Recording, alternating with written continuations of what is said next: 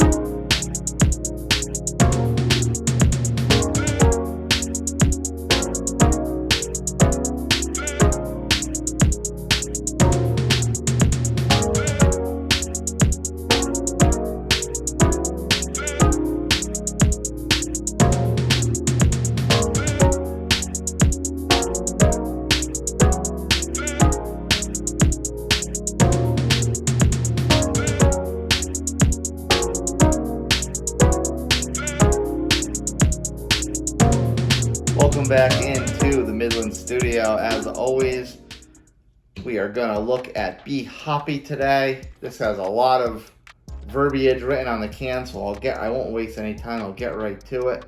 First of all, the most important part, the ABV, 6.5 alcohol by volume, so nice moderate type of IPA. Wormtown is out of Worcester, Mass.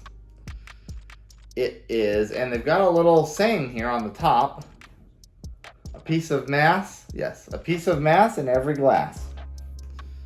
It's got a little skyline, as you can see across the top of the can. That's probably downtown Worcester, I would assume. I would hope so anyway. And as we spoke on before, it's called Be Hoppy. Little wordage on the back. Wormtown Brewery, Be Hoppy. Be Hoppy is our take on the Left Coast IPA. The huge aromatics and big citrus forward flavors come from the copious amount of hops we use during our double dry hop and whirlpool process. Let our IPA put a smile on your face Harvey Ball would be proud of. Don't worry, Be Hoppy. Harvey Ball. See the guy that came up with the smiley face logo?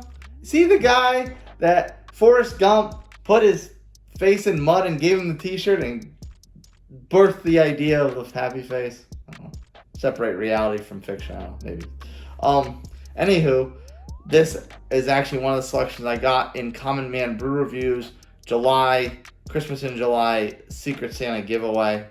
So you'll be seeing quite a few of these over the coming weeks as I work my way through reviewing these beers that I got in the Secret Santa. So, no more wasting time. Let's crack this open, shall we?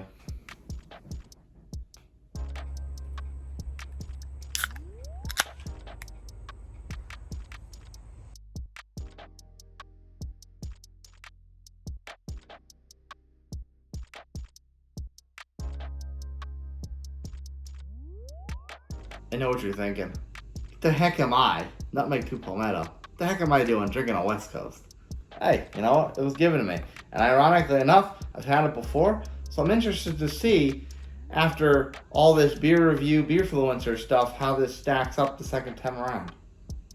So let's get the nose. If I can try not to snort it. It's got, you know what, it's got a piney note.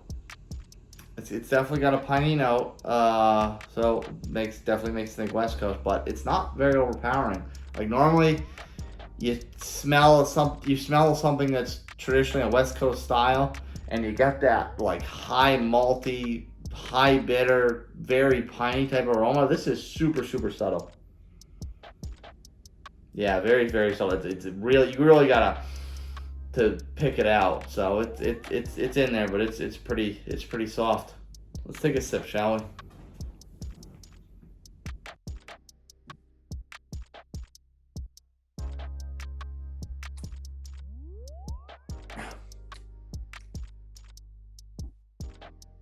Am I sure I had this before?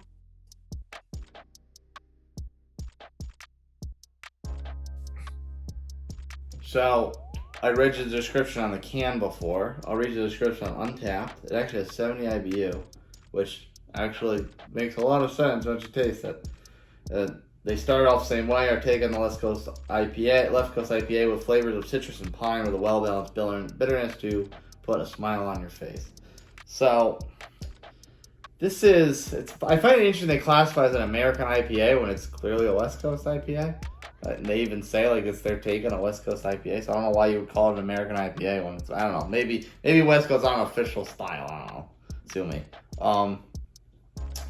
This is definitely stacks up as everything you probably expect from a West Coast. It's not quite as punchy in your face as, you know, you typically think of that strong bitterness. So it's a little softer than normal. So it's not anything that's really gonna wreck you, so to speak. But that being said, it has a lot of that traditional bitterness, high malt hop type of, I don't know so much forwardness, I guess you call it, that you think of when you think of West Coast IPA. Is way back here. It's all in the back end. So that's where you get a lot of it. It's not. It's kind of very palatable and approachable on the front.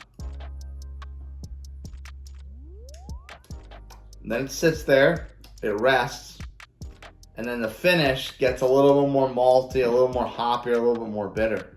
So I think and it's funny, like I kind of don't remember drinking this years ago, but maybe I just maybe my palate just wasn't evolved enough, so to speak, to really assess it, and it's kind of like, oh, okay, I don't think I like this, but I didn't know why, and now I feel like maybe I can break it down a little bit more. I'm certainly not an expert, but certainly have drank enough beers and had my palate do enough complexities with the beer that things might make a little bit more sense, something like that. I don't know, it sounds good, right?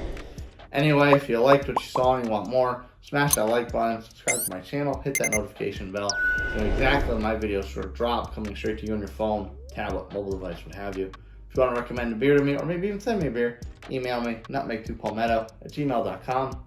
We'll chit-chat it up and figure out all the details that way. If this wasn't enough of me for you, follow me on my social media channels, TikTok and Instagram, @nutmeg2palmetto. Woo! West Coast IPA, give me some burps, huh? And I'll do all my little zaniness there, and we'll have a grand old time. In any event, we're in town. Glad I got to revisit this. I definitely would have thought that I would have never drank this beer again. So glad I got to revisit it. Cheers, folks. I'll see you next time.